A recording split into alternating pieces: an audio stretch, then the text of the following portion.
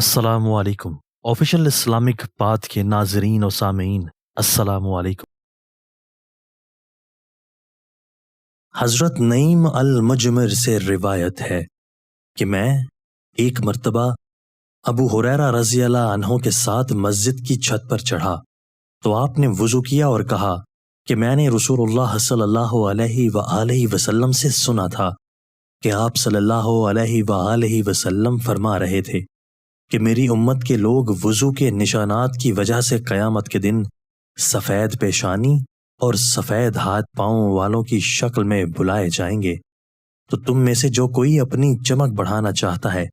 تو وہ بڑھا لے، یعنی وضو اچھی طرح کرے۔ دوستو، اگر آپ کو ہماری یہ ویڈیو پسند آئی ہے تو آپ اس ویڈیو کو اپنے دوستوں کے ساتھ شیئر کیجئے، کمنٹس باکس میں اظہار رائے کیجئے،